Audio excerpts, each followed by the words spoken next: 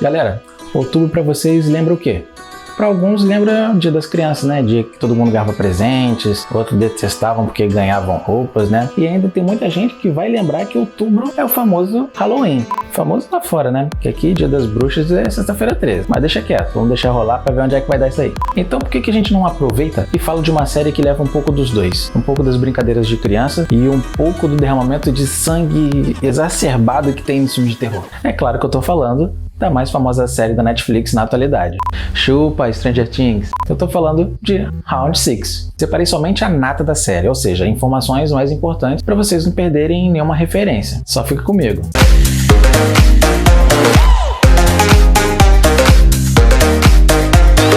E aí, meus nerds brincalhões e minhas nerds brincalhonas, de boas?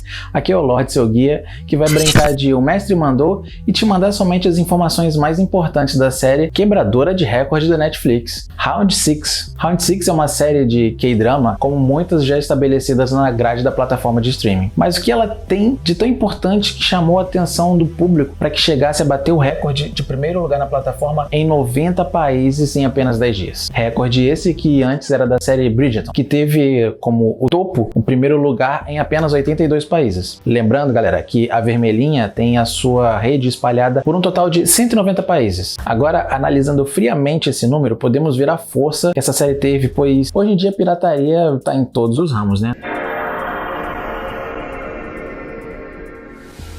Ou seja, mesmo com a concorrência desleal da pirataria, ela conseguiu chegar em primeiro lugar em 90 países. Imagine qual seria o número total se não houvesse essa concorrência. Se você ainda não viu a série, que eu acho que é extremamente difícil, eu vou fazer uma sinopse rápida para você entender o mistério por trás de toda a popularidade repentina. O autor da obra, Hwang Dong-hyuk, disse que teve muitas inspirações em filmes e séries do mesmo enredo.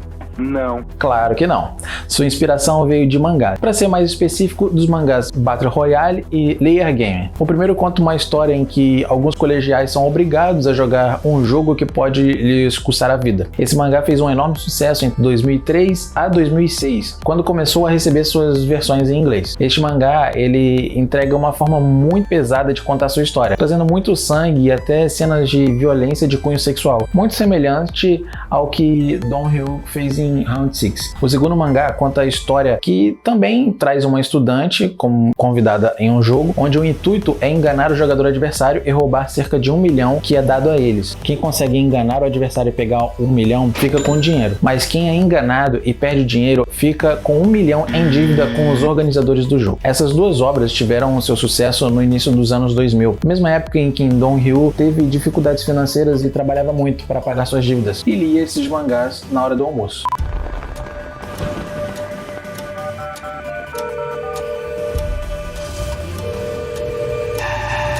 모두 감당할 수 없는 빚을 지고 삶의 벼랑 끝에 서 계신 분들입니다. 무궁화 꽃이 피었습니다입니다.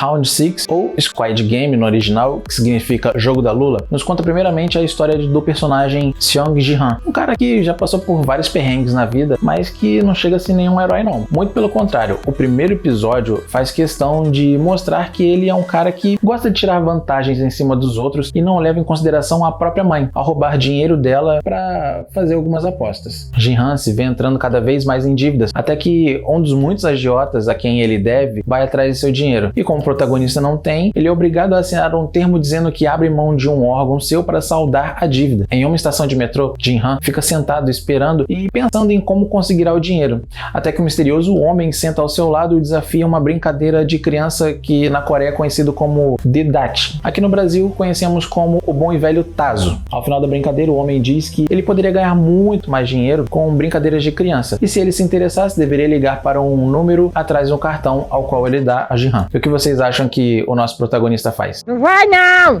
Ele não vai não!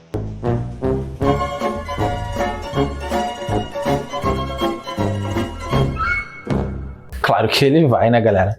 E isso já fica meio óbvio, né? Pois o episódio inteiro nos empurra a isso. E como a ganância de Jin-Han se sobrepõe ao ver que, com uma certa facilidade, ele consegue ganhar aquela quantia em dinheiro ali no metrô. A partir desse momento, as coisas começam a ficar meio estranhas, pois ao ligar pro número no cartão, o encontro é marcado e no local aparece uma van com várias outras pessoas dormindo e um motorista mascarado. Acho que se sou eu, ali já tinha dado no pé há muito tempo. Jin-Han é dopado e ao acordar ele se vê num alojamento cercado com várias outras pessoas usando as mesmas roupas numeradas, assim como ele. E é aí que os jogos começam. Agora uma dica, para você que ainda não viu a série, que eu vou repetir, eu acho muito difícil, pausa o vídeo aqui, vá ver a série e depois volte até esse minuto, que agora os spoilers começam a chover mais do que sangue em Round 6.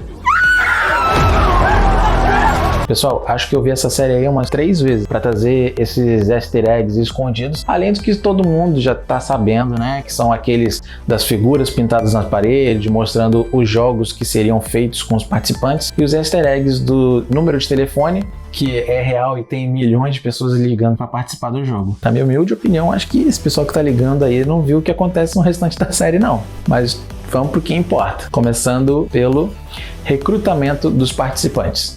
Como vocês viram no início, todos foram aliciados para o jogo da mesma forma, como um jogo de Didact, o Tazo coreano. Já lá dentro, um dos supervisores diz que cada um dos participantes em algum momento estavam com tanta dívida que chegaram a assinar uma promissória para a retirada de um órgão a fim de saldar a dívida, assim como o Jin-Han fez. O que explica por que demoraram tanto para chegar até Jin-Han, já que sua dívida já vinha se estendendo há algum tempo, mas só o aliciaram justamente no mesmo dia em que ele assina a promissória. Outra coisa importante é uma certa teoria que vem crescendo na internet, que é a questão das escolhas das cores do Didact. Podemos ver que tem um vermelho e um azul. Muita gente diz que a escolha da cor poderia influenciar na sua função lá dentro do jogo, pois se Jin-Han tivesse escolhido o Didact da cor vermelha, talvez ele tivesse entrado como um dos mascarados, mas isso ainda não foi confirmado por ninguém. A única coisa que o autor disse é que se inspirou na hierarquia das formigas, onde existe as operárias, os soldados e a rainha, o que vemos junto com os símbolos das máscaras, pois os círculos são os operários, os triângulos são os soldados e os quadrados são os supervisores. Em determinado momento, vimos que os círculos são tão vigiados quanto os próprios jogadores, ou seja, por mais que eles estejam do outro lado do jogo, suas situações não são melhores do que os jogadores. Então, com relação a eles,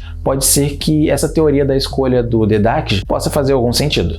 Mortes anunciadas. Outro ponto muito importante em que quase ninguém viu foram as mortes anunciadas. Mas como assim mortes anunciadas? Não tinha nenhuma. Teve sim, só que você não prestou atenção, mas eu vou mostrar direitinho pra você agora. No início do segundo episódio, quando os participantes são largados no meio da rua, Jin-Han ajuda Seo-byok e depois pede que ela o ajude, mas ela se recusa e diz que assim que ela o libertar, ele vai tentar matá-la pedindo o dinheiro de volta. E o que ele faz? Alguém lembra? É claro. Ele jura pela vida de sua mãe. No final da série, o que descobrimos? Morreu. Que a mãe dele morreu. Outra morte anunciada é da própria Seo-byok, que estava pedindo ajuda a um tipo de coiote para que tirasse sua mãe da Coreia do Norte, mas o coiote meio tenta passar a perna nela, então ela ameaça ele com uma faca em sua garganta. E como foi que Seo-byok morreu? Com uma facada na garganta. Ainda no segundo episódio, vemos Sang-woo em seu apartamento, e enquanto ele ainda estava de roupas dentro da banheira, algo fica queimando em um pequeno fogareiro ali do lado. Quase ninguém percebeu, mas aquilo era um método de suicídio, e no final, como ele acaba morrendo, cometendo suicídio. Outro que teve sua morte anunciada foi o mafioso Deok-soo. No finalzinho do episódio, ele teve uma briga com um ex-aliado que o traiu e com uma gangue de filipinos que queriam o dinheiro que ele os devia. Para não sair na pior, Deok-soo pula da ponte onde estava. Lembra como ele acaba morrendo? Caindo de uma ponte de vidro, no penúltimo jogo, junto com a mulher que ele traiu. E por fim, temos o queridinho da série, o paquistanês Ali. Por mais que ele não tivesse feito mal a ninguém, a sua ação de roubar o dinheiro do seu chefe, desgraçado por sinal, acaba gerando um certo karma que o faz morrer do mesmo jeito, sendo roubado no jogo das bolinhas de gude. Como o velho conseguindo sair de todas as provas. Como você viu a série, pode perceber que o velho, 01, estava por trás de todo o jogo, e por isso ele tinha o privilégio de não morrer nas provas. Como por exemplo, a prova da batatinha frita 1, 2, 3, ele era o único que conseguia fugir do scanner da boneca, ou seja, mesmo que ele se mexesse um pouquinho que seja, as armas não disparariam nele. Na brincadeira do biscoito, ele ficou até quase o fim da prova, e muita gente falou que ele pegou uma figura fácil de recortar. Mas o que ninguém disse que é a resposta mais óbvia, é que cada participante tinha um juiz próprio. E se alguém quebrasse o biscoito, automaticamente morreria. Ou se acabasse o tempo e o biscoito não tivesse sido destacado, também morreria. Mas ele, como era o líder, se ele mostrasse qualquer coisa para a câmera no peito do juiz, o mesmo não seria levado como se tivesse feito a prova corretamente. Assim como a câmera no olho da boneca na primeira prova, que não escaneava, essa aqui poderia liberar pelo fato dele ser o grande líder. Agora, na brincadeira do cabo de guerra, muita gente disse que ficou meio na sorte, mas eu vou provar para vocês que o velho tinha um plano B aí. No início da brincadeira, ele começa a descrever como sempre ganhava das mais fortes no cabo de guerra. Conta todas as manhas, todos os segredos, mas no finalzinho, mesmo todo mundo seguindo todas as diretrizes que o velho propõe, eles quase perdem. Mas Sang-woo, ele tem uma estratégia em que todos devem dar 2 passos à frente, e é justamente aí que eles acabam ganhando. Mas e se Sang-woo não tivesse feito isso? Todos morreriam? Não sei. Não. Como assim? O velho não morreria? Ele foi acorrentado igual todo mundo. Sim, vocês têm toda a razão. Mas reparem que quando a câmera está passando por sobre os jogadores que estão deitados na plataforma no final do jogo, podemos ver que todos estão acorrentados. Sim, perfeitamente, com cadeadinho e tudo. Mas ao passar no velho, vocês podem ver que ele está acorrentado, mas não existe mais o cadeado. Muita gente vai achar que foi erro de continuidade, mas eu sinceramente acho muito difícil que esse erro de continuidade tenha caído justamente no personagem mais misterioso da série. Na prova da bolinha de gude, tivemos a primeira morte quando um dos personagens secundários descobre que acabaram suas bolinhas. Rapidamente, um dos juízes atira sem pensar, mas quando é a vez de Ji-han e o velho, vimos que aparentemente o jogo já tinha sido vencido por Ji-han, até que o velho diz que ainda tinha uma última bolinha, que não sabia. Se o velho fosse um personagem qualquer, ele teria tomado um balaço na cabeça, assim como foi visto em outros personagens. E até o momento da retirada do velho do jogo foi pensada, já que o mesmo sabia que a próxima prova não dependia mais de fatores que o ajudariam, e sim de pura e somente sorte, já que ele não podia saber qual dos vidros quebraria ou não. Praticamente era uma roleta russa. Uma outra coisa que não depende de sorte é o seu like aqui no canal. Já deixa o like, um comentário e a sua inscrição, obviamente. Tudo bem que não tá valendo aquela grana toda da série, mas é mais fácil do que brincadeira de criança, né, galera? Ajuda o canal aí, compartilha bastante pra gente continuar crescendo. E como eu disse no último vídeo, eu vou fazer um sorteio dessa linda caneca aqui. Daqui a alguns dias eu vou estar postando nas nossas redes sociais as regras para vocês concorrerem a ela. Então fiquem atentos no nosso Instagram e nosso Facebook. E se você ainda não segue a gente, eu vou deixar aqui embaixo na descrição do vídeo os links que levam direto para lá. Então corre lá e começa a seguir a gente. Acusação de plágio. Algum tempo depois que foi anunciado que a série estava em primeiro lugar em vários países, um processo de plágio foi instaurado contra o autor e a Netflix, devido a algumas imagens serem bem parecidas e até mesmo o primeiro jogo ser quase idêntico ao do filme japonês The God's Will.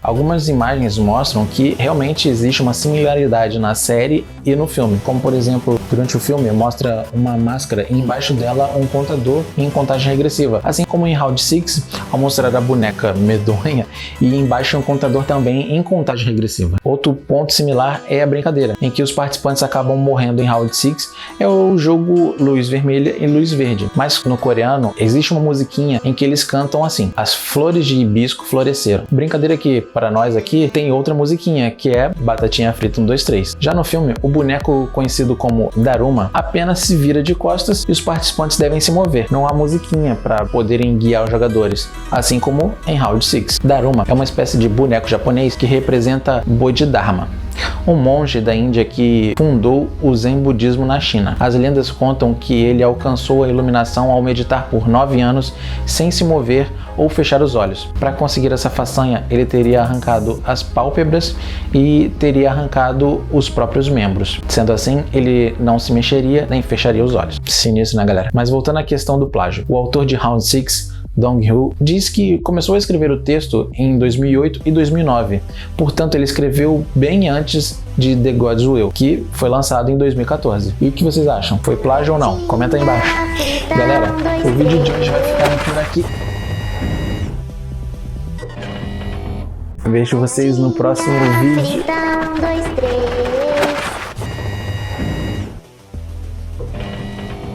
Valeu, fui!